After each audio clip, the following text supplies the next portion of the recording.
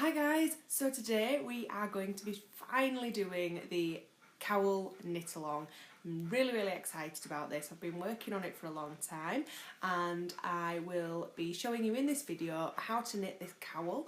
I'm going to leave the link in the description bar down below where you can download the cowl for free, and I will be going over how to do the provisional cast on and the grafting stitch that are the sort of fundamentals that make up this cowl. And I will leave some timestamps as well, so if there's something specific that you're wanting to look for, it's much easier for you to get there.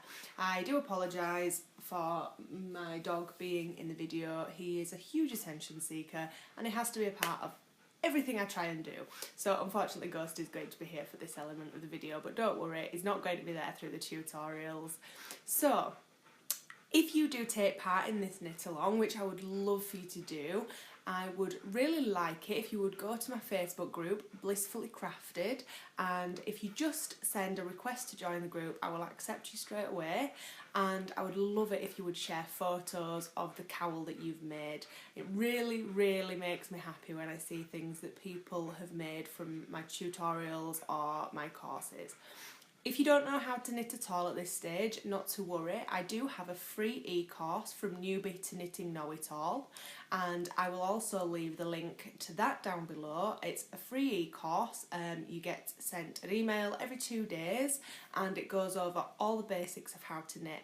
Once you've completed that and you've got those basics down, come back here and then start taking part in the cowl knit along. I'm really excited for you to be a part of this. I really can't wait to see your finished cowl. Just bear in mind as well, if you aren't an absolute beginner, so if you have a little bit more skill or experience in knitting and you don't just want to do a plain stocking stitch cowl like this, you are more than welcome to find whichever stitch pattern you love from stitch libraries, stitch books, anything along those lines, and you can just substitute it. It's such a simple pattern that you really can just let your creativity run wild. I'm so excited to see what you come up with. See you all later. Bye! Hey guys, welcome to the cowl knit along. To get started, you're going to need some scrap yarn. I'm using this smooth cotton, which is easiest to use, and a crochet hook and a knitting needle. You'll also need the yarn that you're going to be making your cowl with, but we're just going to push that to the side for now because we're going to start with the provisional cast on, which is what we need the scrap yarn for. So we're going to start with the crochet hook, and using that we're going to cast on the stitches to the needle. So we'll just move the needle out of the way, and what we're going to do is make a slip knot in the yarn, like so. Yep. And then what we want to do is just slip that loop onto the crochet hook and then tighten it up a little bit. You don't want it to be too tight, but just tighten it up to your crochet hook a little bit. And now you should have a long tail, similar to the long tail cast on. And we're going to lay the knitting needle over that yarn on the left hand side. Okay, so the way you do this is by crossing the crochet hook across the knitting needle and picking up stitches with the crochet hook. It sounds a bit complicated and intimidating, but it's not actually as difficult as it sounds. So you want to wrap the yarn around your pinky and then around your index finger, like so. It doesn't matter which way you wrap it around your index finger, as long as you've got a bit of tension behind it, that's no problem. This is how I like to hold it. And what you want to do is then hold the knitting needle with your left hand. I'm just going to reposition my fingers a bit. So you want to hold the knitting needle with your left hand and the crochet hook with your right hand. You want to anchor that yarn on the back of the knitting needle. And what we're going to do is reach across with the crochet hook, and we're going to pick up this strand of yarn here, like so. And we want to pull that through the slip knot we just made.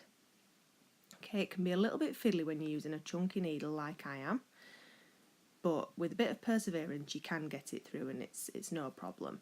So we've just cast on our first provisional stitch. So if you just reposition your fingers, and what we want to do is then bring this yarn back around the back of the needle. So we always want that yarn at the back of the needle. reset up your hands and grab the yarn, lean across, grab the yarn, and we're going to pull it through that stitch we've just made. As I said, it can be a little bit fiddly if you're using a really chunky yarn, but persevere and you will get it through. So we just want to pull that through.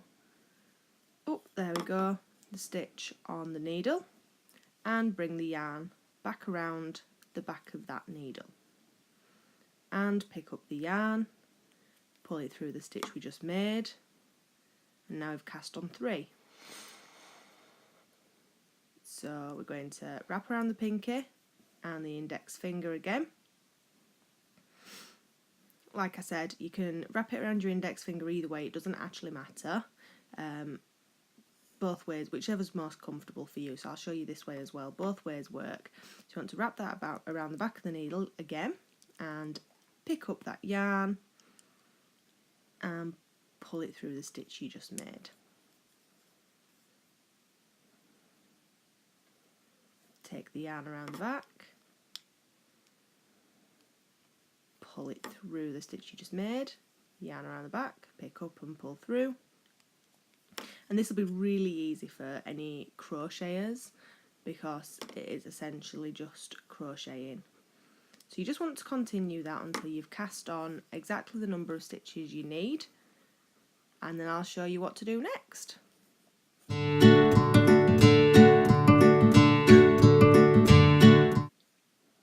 So when you've cast on the amount of stitches you need, what you want to do is just pull that yarn through the last stitch and just pull it all the way through like so, and that will be the end that we're going to unravel it from at the end, but I will show you how to do that once we get to that stage.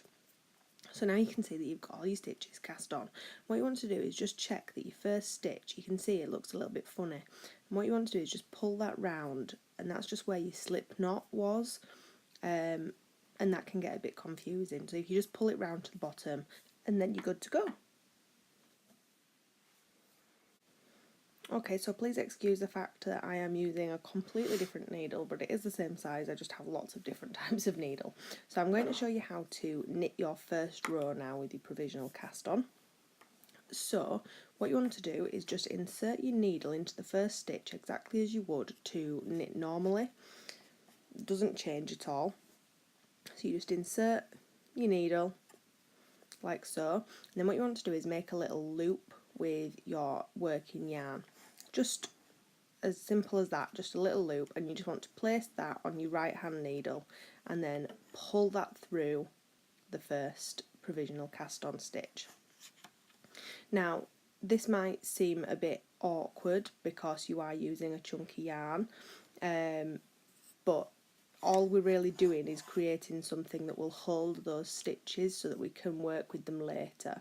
So what you want to do is then insert your needle into every stitch as you would do if you were knitting with your working yarn.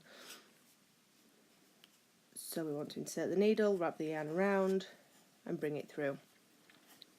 This technique is covered in From Newbie to Know It All, the free knitting e-course. So if you've come here from there, you should definitely know how to do this. If not, you can go back and check out the e-course and learn how to do the knit stitch and the purl stitch, and then you can continue with the cowl knit along.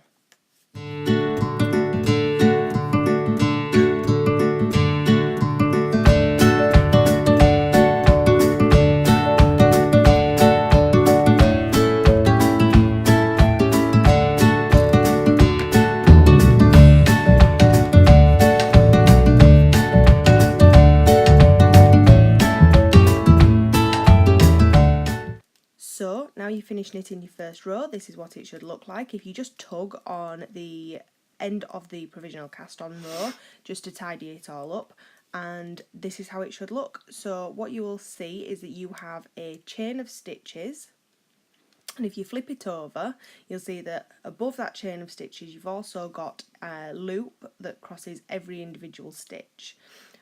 We will be looking at this in much more detail at the end when we're ready to graft the stitches, but for right now this is exactly what it should look like, and you can just continue to knit your way through the pattern, and I will come back and show you what to do when you want to graft your stitches together at the end.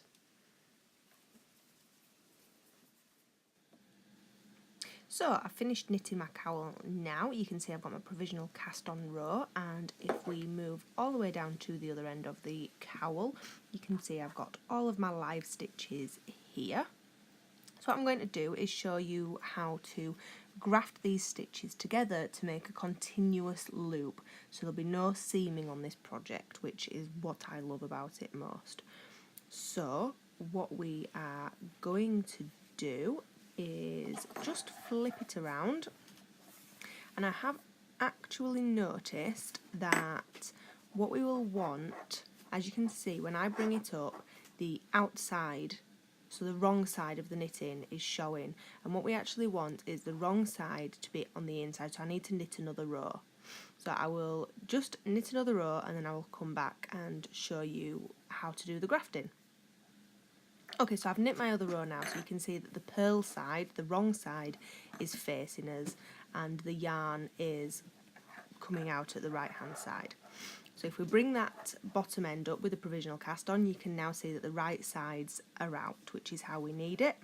So what we want to do is unravel this provisional cast on and pick up the stitches all the way along, and what we will then have is 2 rows of live stitches. The beauty of a circular needle is that I can do it all on one needle. So what I'm going to do is just start unpicking this row. So it's the other end that we will be doing it from. So if we have a look, just try and get it in the frame a little bit better for you. So what I want to do, you can see where you had your slip knot originally, and what you want to do is just undo this first knot. And if you look really closely, what you'll see when you pull that chain out is you've got your stitch there, and you've got the little bit of the cotton poking through the stitch, holding it in place. What we want to do with the other needle is just get everything sorted so I can show you a bit more clearly. With the other needle, what we want to do is put this through that first stitch from left to right, like so. Okay, you want to push it all the way up on the needle, otherwise it's not going to fit on properly, it'll get very, very tight. And you can either do it through with the provisional cast on still in place, like I'm showing you now. So you go through from left to right, and then you can pull that provisional cast on out. So you can either do it that way, or you can do it as I showed you on the first stitch, where you pull the provisional cast on out and then you pop it through the stitch.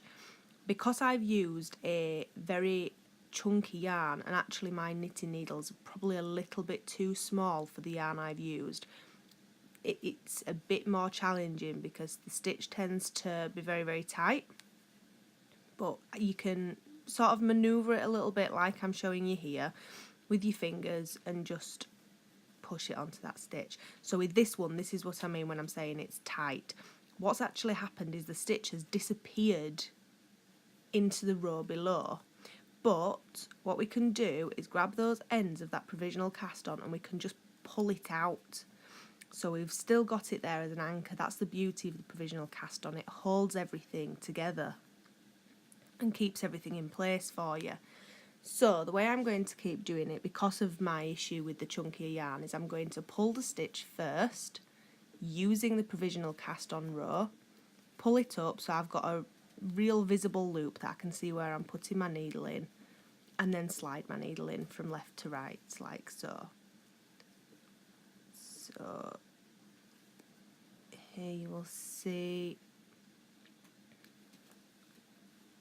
let's just have a look.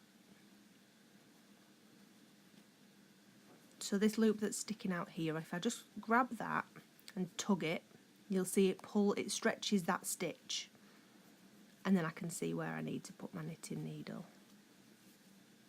And you can grab it with your fingers, you can sort of stretch the stitch out if you're struggling a little bit. Your provisional row should stay in until you pull it out, so the rest of the stitches should stay secure. So just tug it up a little bit and insert my needle from left to right and pull out the provisional cast on. So I'll continue in this way all the way along the row, and then I will come back and show you how we do the grafting, which is called the Kitchener stitch.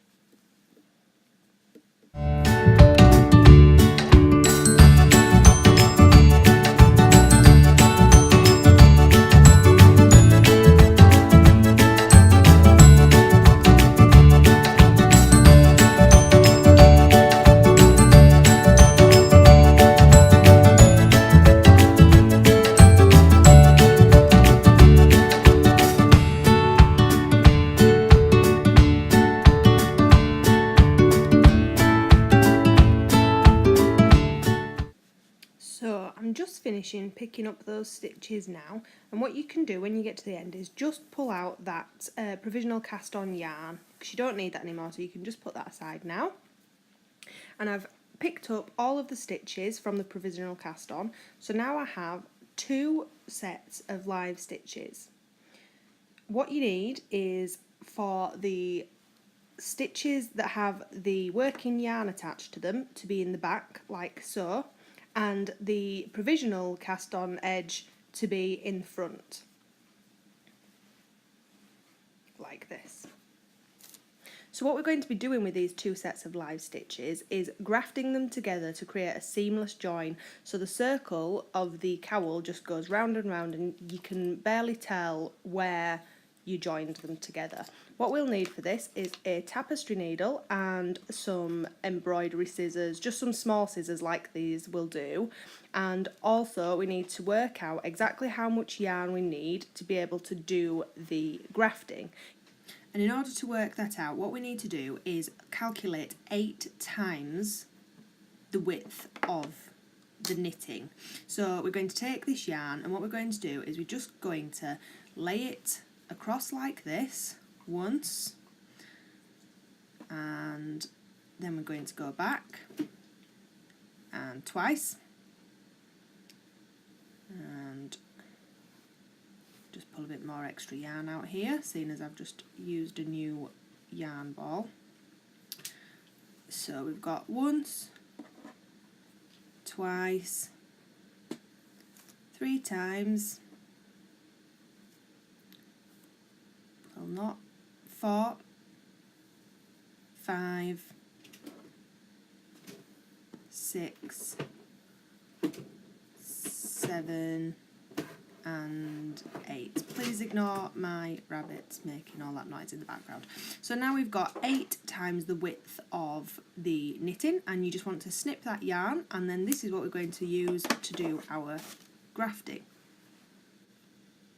So what I'm going to do now is just thread this tail end of yarn onto the tapestry needle that we got out earlier. I'll just twist the end up because it's quite a chunky yarn, just to make sure it's going to fit through the eye of that needle. I'm just going to pop that through there like so, and this is what we're going to use to graft those stitches together.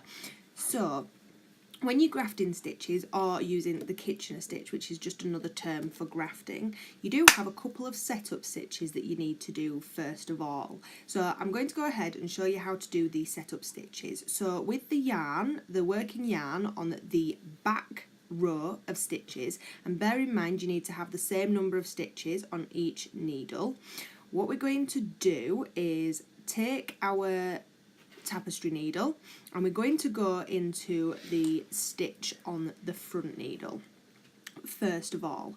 So what you want to do, I'm just going to push the stitches up to the end of the needle a little bit more just so that we can actually do what we need to do. So you can either, I'm going to show what the directional stitches I'm talking about is. So this is purlwise. If I say you need to put your needle in purlwise, I mean you're putting it in that way, and this is knitwise. So it's basically you're going in as if you're going to knit the stitch or as if you're going to purl the stitch. So what we're going to do on the first stitch is put the needle in, and we're going to put it in as if to purl. So we're going to go in from right to left, and we're going to pull the yarn all the way through. Now this might take quite a while because obviously you've got 8 times the width of your yarn. You've got quite a lot of yarn there, so you can just double up your yarn a little bit for a while, but you will need all of that. So what we've done is gone into the first stitch as if to purl, and now on the back needle we want to go into that stitch as if to knit. So we're going to go in from the left to the right as if we were going to knit the stitch with our tapestry needle, okay? So we're going to pull that all the way through, and what we need to do is just make sure that this yarn here is under that front needle, because we don't want to making any extra stitches. So make sure it's under that needle and pull it all the way through, like so. Okay, so now we've got our setup stitches and we are ready to start doing the Kitchener stitch. So in order to start doing the Kitchener stitch, once you've done your setup stitches, what you need to do is on the front needle, you want to go into that very first stitch as if to knit. So from left to right, and you want to pull the yarn all the way through like we did on the setup stitches, but then you're going to drop that stitch off of the front needle, okay? Might be a bit tight, but just ease it off with your fingers and pull it a bit tighter. There we go. And now the next stitch on the front needle we're going to go in as if to purl, and we're going to pull the yarn all the way through like we did before, and we're going to leave this one on the needle. We're not dropping this stitch off the needle, okay? So that needs to stay on there. So now we're going to move to the back needle. So what we want to do is go into that first stitch on the back needle as if to purl, okay? Like so. We're going to pull the yarn all the way through the needle. You can hold on to your needles if you feel like your stitches are going to fly off. Pull the yarn all the way through that stitch, and we're then going to drop that stitch off of the needle like we did on the front needle. And then in the next stitch on the back needle, we're going to go in as if to knit, and we're going to pull the yarn all the way through, and we're going to leave that stitch on the needle. Okay, so it seems a little bit complicated. All you're really doing is swapping which direction you're doing on the front and back needle, and we're just going to repeat these steps over and over again until we get to the end of our rows of stitches. So in the first stitch, on the first stitch on the front needle, you want to go in as if to knit, pull your yarn all the way through, and drop that stitch off of the needle, like so. And then in the second stitch on the front needle, we're going to go in as if to purl. Oh, it's just getting a bit stuck in there. You can just fiddle with it a bit, there we go, and you want to pull that all the way through, and we're leaving this stitch on that needle, okay? So then what we want to do is go to the back needle again. And remember, you want your yarn to go under the first needle when you're doing your back needle. You don't want to be crossing over the top of your needle, because that will cause all sorts of problems. So you want to go into that first stitch on the back needle as if to purl, pull your yarn all the way through. And this will get easier obviously as your yarn gets shorter, so that's no problem. So you want to pull that all the way through, and then we're going to drop that stitch off of that back needle. We're going to go into the next stitch on the back needle as if to knit. I'm going to pull the yarn all the way through, and we're going to leave that stitch on the needle, okay? So you might be getting a bit of an idea of how it works now. Basically what you're going to be doing is on every single stitch, every single repetition of these 4 steps, on the first stitch you want to go in as if to knit, drop the stitch off, go into the second stitch on the front needle as if to purl and leave the stitch on. Then on the back needle, you're going into the first stitch as if to purl, dropping that stitch off, and then going into the next stitch on the back needle as if to knit, and leaving it on your needle. It sounds really complicated, but once you get in a bit of a rhythm of it, it's actually much easier than it seems, and the effect is so worth it, and I will show you what that looks like at the end. So I've just dropped that stitch off my needle, gone in as if to purl, and now I'm going to go into this stitch as if to knit, and we're going to leave this one on the needle. I'll show you this one last time, and then I will speed through the rest of it, and I'll show you what the finished thing looks like.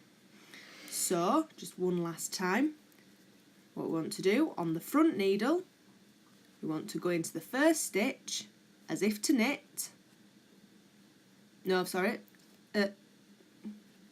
Yep, as if to knit, there we go, I'll get it right in the end. So we want to go into that as if to knit, and we're going to drop the stitch off. And what you can do is, once you're a bit more confident, you can drop the stitch off and then pull your yarn through. Then on the next stitch you want to go through as if to purl and pull your yarn all the way through and leave that stitch on the needle. Okay, and then on the back stitch we want to put our needle in as if to purl and drop the stitch off. You can, like I said, you can either drop the stitch off and pull the yarn through, or you can pull the yarn through and then drop the stitch off. It's just your level of confidence basically. So you want to pull that all the way through with the purl stitch dropped off the needle, and then we're going to go into the next stitch as if to knit, like so, and pull that yarn all the way through, leaving that stitch on the needle. So basically you just want to repeat these 4 steps over and over again until you get to the end. And when you get to the end you'll have 2 stitches left, and you just do the process as far as you can do it until all the stitches are gone off of your needle, and then you want to weave your ends in. So I'm just going to speed through me finishing this grafting, and then I'll show you what it looks like. Remember, if you need a bit more guidance with this, you can always rewind the video and watch the process over again. Okay, I'm going to speed through this now, and I will come back when we've finished.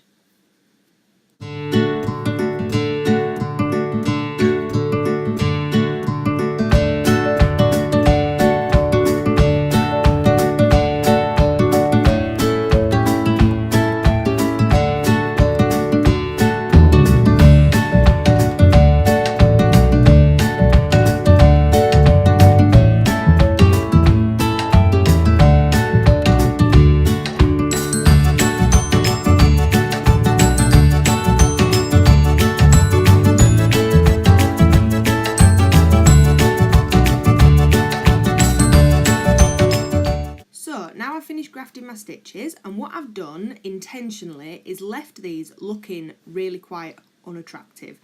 As you first start grafting stitches, the chances are you're not going to get the perfect tension, but what I wanted to show you was that if yours does come out looking like this and you haven't got all of your stitches perfectly sort of seamless looking, there is a very easy way to fix that.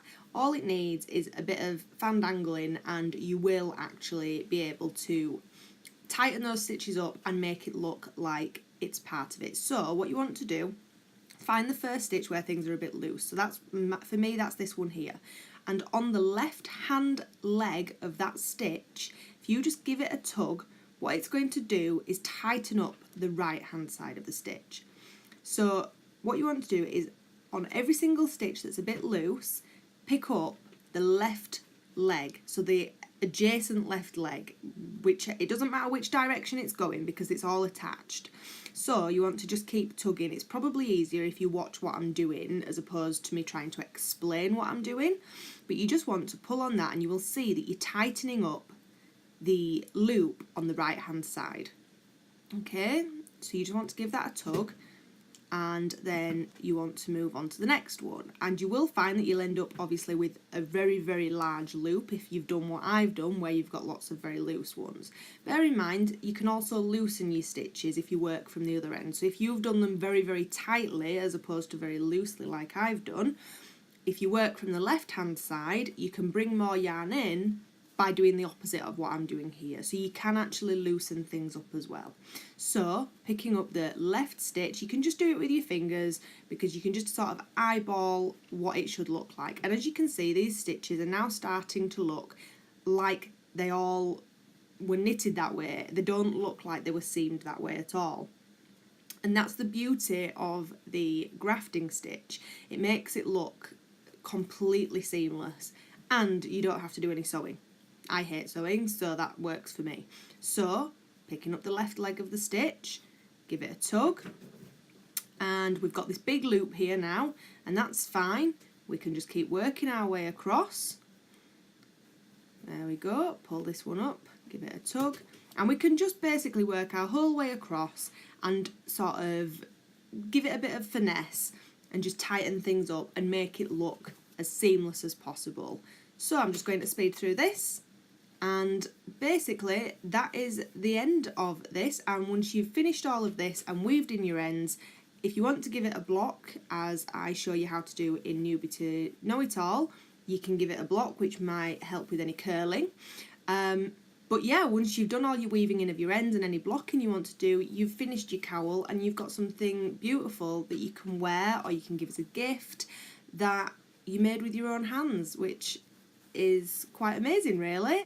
So I'd just like to say a massive thank you for sticking around to this point and knitting along this cowl with me, and I would absolutely love to see your creations. So if you go to the Blissfully Crafted Facebook group, I would love it if you'd share a photo with me in there, or if you tag me Blissfully Crafted on Instagram in your photos, then I'll also get to see them. I really would love to see what you end up making. So happy knitting, and I'll see you later. Bye bye.